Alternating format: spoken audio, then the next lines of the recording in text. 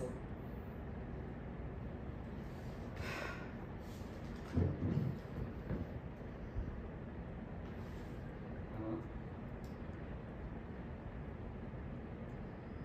Bantay. Bantay ang tawag namin sa kanya kasi lagi siyang nakabantay sa may harap ng bahay namin. Tuta pa lang si Bantay nung mapunta sa amin. Siguro kasi tuta pa siya.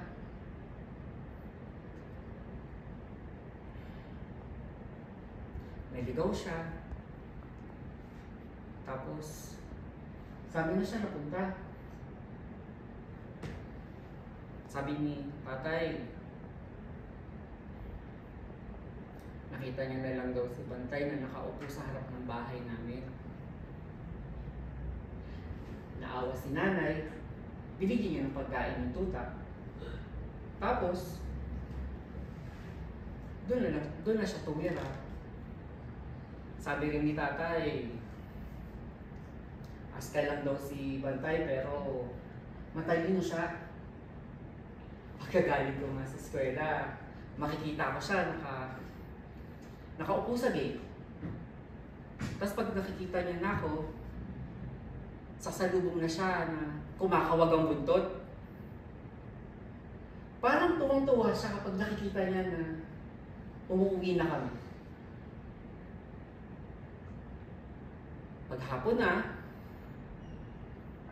mauupo kami sa tapat ng bahay habang hinihintay ang pagdating ni tatay galing sa trabaho.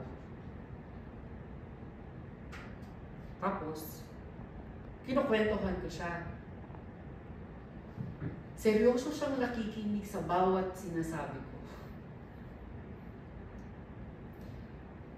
Para bang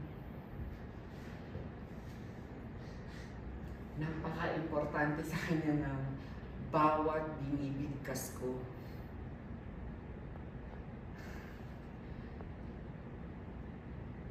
Pero nung nakaraang araw, excited siyang tumakbo para salubungin si tatay. Kaso may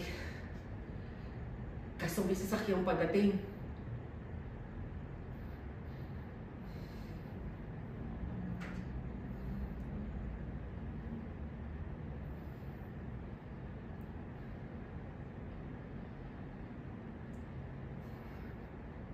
Wala na si Bantay.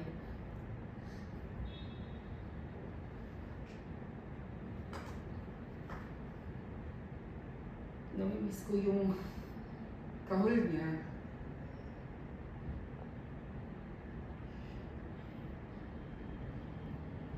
Namimiss ko si Bantay.